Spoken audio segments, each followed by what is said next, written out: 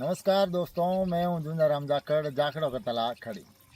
मित्रों, आज अपन बात करेंगे इस पर्यावरण को अपन किस प्रकार आगे बढ़ा सकते हैं और पर्यावरण को हरा भरा रखने के लिए अपन क्या कर सकते हैं। मित्रों, इस पर्यावरण ने अपने को हर वो चीज़ उपलब्ध करवाई है जो हमें आवश्यक है। पेड़ पौधे, ये जो फसल है, हर वस्तु अपने को पर्यावरण से ही प्राप्त हुई है। अपन पर्यावरण को क्या दे सकते हैं? सिर्फ और सिर्फ एक पौधा लगाकर अपन इस पर्यावरण को आगे बढ़ा सकते हैं। एक पौधा लगाने से अपन पर्यावरण को कैसे आगे बढ़ा सकते हैं, संपूर्ण मैं आज जानकारी दूंगा कि अपन थार के मरुस्थल में किस प्रकार के पौधे लगाएं जिससे इस प्रकृति को अपन आगे बढ़ा सकते हैं। या इस मिट्टी के अंदर पनपने वाले मैं उन तमाम पौधों की बात करूंगा, एक एक ही आपको जानकारी दूंगा और क्या लगाएं क्या नहीं लगाएं इसकी भी जानकारी दूंगा। खासकर मैं आज आपको छायादार पौधे और ऐसे पौधों की जानकारी दूंगा, जैसे कि ये मेरे पास थार शोभा खड़ी है, ये देख सकते हैं आप। मैं भविष्य को देखते हुए जो पौधे अपने को इनकम करवा सकते हैं उन पौधों को की भी जानकारी दूंगा, जैसे कि ये नींबू है मेरे पास, थार शोभा है, एप्पल बेर है, और छायादार पौधों की भी बात करेंगे और अपन इनकम के सोर्स से जो अपने को लाभदायक है उनकी भी बात करेंगे। इनकम के सोर्स से अपन देखें तो थार शोभा है, एप्पल बेर है, नींबू है, इमली है, अनार है, अमरूद है, जो अपने इस मारवाड़ के अंदर पौधे पनप सकते हैं और एक पेड़ का रूप ले सकते हैं। उन पौधों की बात करेंगे, न कि उनकी करेंगे जो हमारे यहाँ पनप ही नहीं सकते। कई बार लोग होते हैं जैसे कि बादाम और सेब लगाने का प्रयास करते हैं, जहाँ जबकि इस मरुस्थल के अंदर उनकी जो जलवायु है वो सेड नहीं बैठती है। हाँ, अपन खजूर का पौधा लगाएं। थाई बेर जो आते हैं, बिना कांटों की एक बेर आता है, उसके ऊपर कोई कांटे नहीं लगते, अच्छे बोर होते हैं, हरे कलर के होते हैं और बड़े बड़े होते हैं। उन तमाम पौधों की बात करेंगे अपन मरुस्थल में किस प्रकार पौधा लगाकर इस पर्यावरण को आगे बढ़ा सकते हैं और इस थार के मरुस्थल को हरा भरा कर सकते हैं। आइए मित्रों, एक एक पौधा लेकर अपन उनके बारे में संपूर्ण जानकारी देंगे, किस प्रकार लगा सकते हैं, किस प्रकार उनको बड़ा करने का क्या प्रोसेस है और वो पौधा कितने समय में बड़ा होगा, तमाम जानकारी दूंगा। आइए देखते हैं किस प्रकार पौधे लगाएं। तो मित्रों, आज अपन बात करेंगे, मैं कुछ आपको छायादार पौधों की जानकारी दूंगा। पहले छायादार की दूंगा, फिर जो पौधे अपन इनकम के नज़रिए से लगा सकते हैं उनकी जानकारी दूंगा। छायादार पौधे ऐसे पौधों की मैं आपको जानकारी दूंगा जिन्हें ज़्यादा अपने को केयर नहीं करनी पड़े और वो अपने रेगिस्तान में आराम से लग सकते हैं। सर्वप्रथम मैं मित्रों बात करूंगा पीपल की। पीपल एक ऐसा वृक्ष है, पौधा है, जिसको अपन लगाते ही 5-7 साल में ये अपने आप बड़ा तैयार हो जाएगा।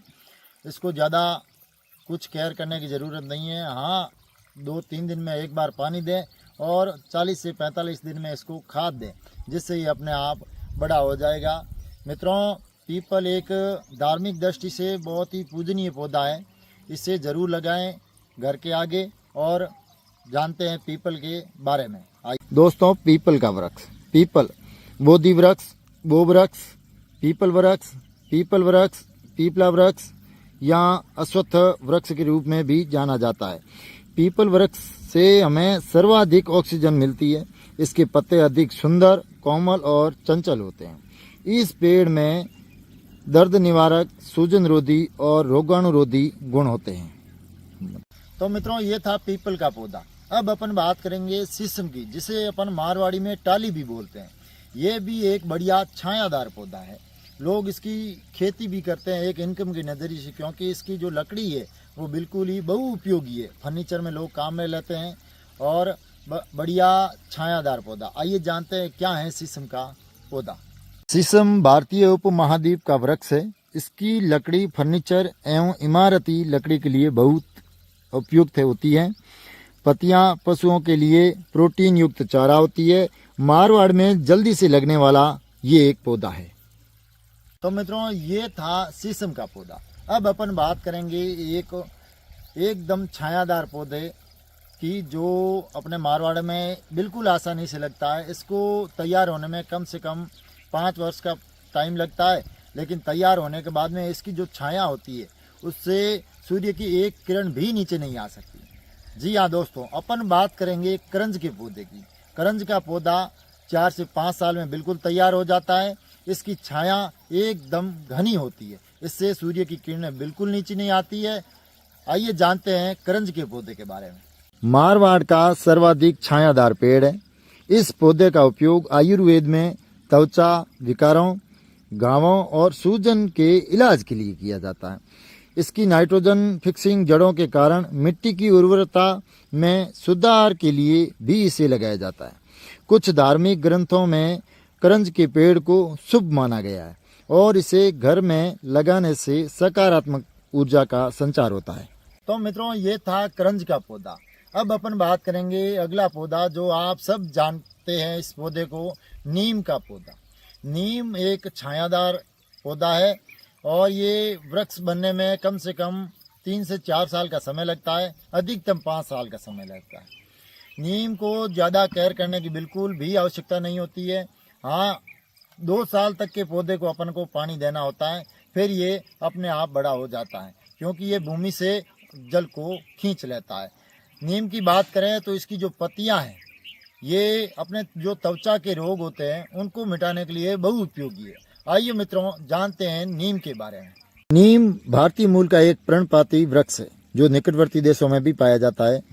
एक जीवाणुरोधी, कृमिनाशक, विषाणुरोधी, कैंसर रोधी और सबसे महत्वपूर्ण प्रतिरक्षा नियंत्रणकारी एजेंट माना जाता है। चैत्र महीने में नीम के पेड़ पर देवी शीतला और दुर्गा का वास होता है। 100 से 150 साल तक की उम्र होती है, लेकिन कुछ पेड़ 200 साल या उससे भी अधिक समय तक जीवित रह सकते हैं। दोस्तों, ये था नीम का पेड़ जो हम सब जानते हैं इसके बारे में। अब अपन बात करेंगे जो पौधे इनकम के हिसाब से अपने को लाभकारी है और पर्यावरण को भी आगे बढ़ाने का काम करते हैं। जी हाँ मित्रों, अपन पहले ही बात करेंगे नींबू की। नींबू का जो पौधा होता है ये एक झाड़ी नुमा होता है, कांटेदार होता है। ये पौधा बड़ा होने में 4 से 5 साल का समय लगता है और 5 साल के बाद विधिवत रूप से अपने को फल देना प्रारंभ करता है। आइए मित्रों, जानते हैं नींबू के पौधे के बारे में। नींबू का पौधा एक छोटा पेड़ या झाड़ीदार पौधा होता है जिसकी शाखाएं कांटेदार होती है। नींबू का उपयोग भोजन, पेय और विभिन्न प्रकार के उत्पादों में किया जाता है। लगभग 5 साल की उम्र में नियमित रूप से फल देना शुरू कर सकते हैं। यह था दोस्तों नींबू का पौधा। नींबू का पौधा झाड़ीदार होता है। 5 वर्ष के पश्चात ये विधिवत रूप से नींबू देना प्रारंभ कर देता है। अब जो अपन अगले पौधे की बात करेंगे वो है एप्पल बेर। एप्पल बेर का एक पौधा भी आता है मार्केट में और अपन इसकी देसी बेर पे कलम करके भी एप्पल बेर में बदल सकते हैं। कलम कैसे करते हैं इसका वीडियो मैं इसकी लिंक में दे दूंगा साथ में। और दोस्तों, अपन एप्पल बेर अपन जो मार्केट में देखते हैं बड़े वाले बेर, वही एप्पल बेर है। आइए मित्रों, जानते हैं क्या है एप्पल बेर। एक फल है जो भारतीय बेर या चीनी खजूर के समान है। यह स्वाद में मीठा, कुरकुरा और रसीला होता है। प्रत्येक फल का वजन 150 से 200 ग्राम होता है। इसका रंग हरे सेब जैसा दिखता है। यह हड्डियों को कमजोर होने से रोकता है। एक फरवरी से मार्च और दूसरी जुलाई से दिसंबर महीने तक इसकी खेती कर सकते हैं। दोस्तों, ये था एप्पल बेर। अपन कलम करके भी देसी बेर को एप्पल बेर में बदल सकते हैं। अगली मैं दोस्तों बात करूंगा गूंदा, जो अपन मार्केट से लाते हैं। गूंदा कैरी और अचार बनाते हैं। गूंदा भी एक छायादार पौधा है। इसको लगाने का भी प्रोसेस बिल्कुल सरल है। 3 से 4 साल में ये पौधा तैयार हो जाता है और ये अपना फल देना प्रारंभ करता है। आइए मित्रों, जानते हैं गूंदे के बारे में। एक वृक्ष है जिसके फल, साल और पत्तों का उपयोग विभिन्न प्रकार की औषधीय और पारंपरिक उपयोगों के लिए किया जाता है। कच्चे फल की सब्जी और अचार बनाए जाते हैं। पक्के फल मीठे होते हैं और शरीर को मोटा बनाने में मदद करते हैं। एक औषधीय गुणों से भरपूर पेड़ है। तो दोस्तों, ये था गूंदे का पौधा। बिल्कुल तैयार हो जाता है 5 साल में और अपनी फल देना प्रारंभ कर देता है। ये एकदम औषधीय पौधा है जिसे बहुत सारे उपयोग है। तो दोस्तों, अब मैं अगली बात करूंगा थार शोभा की, जो कि मेरा एक फेवरेट पौधा है। थार शोभा, जिसे केंद्रीय शुष्क बागवानी बीकानेर और काजरी जोधपुर द्वारा 2000 में इसका प्रैक्टिकल शुरू किया था। 2007 में इसे एक पौधे का रूप दिया गया। इसका नाम थार शोभा रखा गया। इस रेगिस्तान को अपन थार शोभा लगाकर एकदम हरा भरा बना सकते हैं और ये एक इनकम वाला पौधा है। दोस्तों, थार शोभा के पौधे से हम एक साल में लगभग 30 से 35 हज़ार की इनकम कर सकते हैं।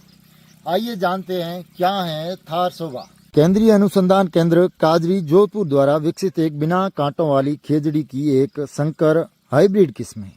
यह बिना कांटों वाली खेजड़ी है जो 8 से 10 फीट तक ऊंची हो सकती है। खेजड़ी की लकड़ी, पतिया जो लूंग कहलाती है, और फल सांगरी उपयोगी होते हैं।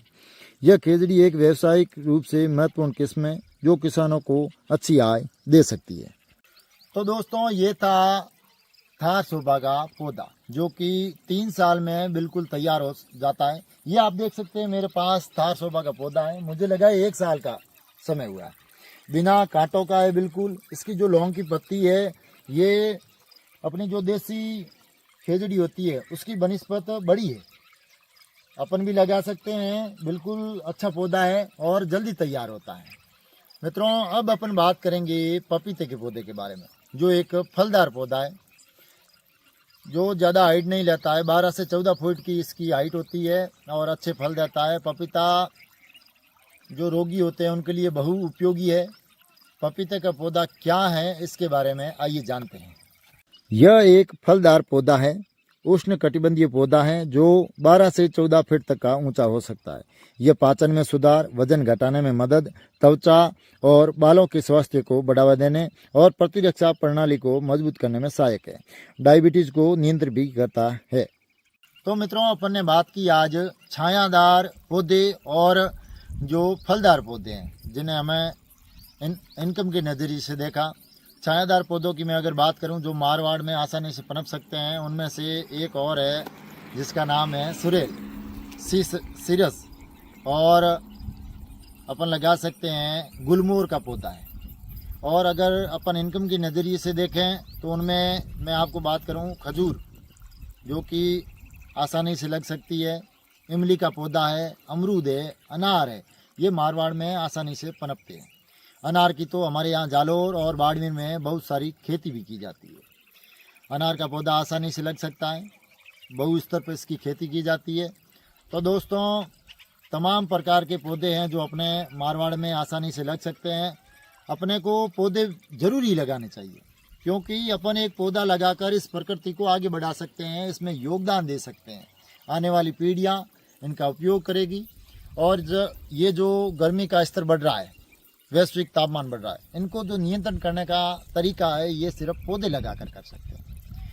दोस्तों, मैं जुंदाराम जाखड़ आपसे निवेदन करूंगा कि आप मेरे चैनल को शेयर करें और सब्सक्राइब करें। आप मेरे चैनल को अपने दोस्तों और किसान भाइयों के साथ शेयर करें जिन्हें इन पौधों के बारे में रुचि है। वो मेरी द्वारा दी गई एकदम बढ़िया सटीक जानकारी को प्राप्त कर सकेंगे और पर्यावरण को आगे बढ़ा सकेंगे। मैं जुंदाराम जाखड़ आपसे विदा लेता हूँ। मिलता हूँ अगले वीडियो में। धन्यवाद।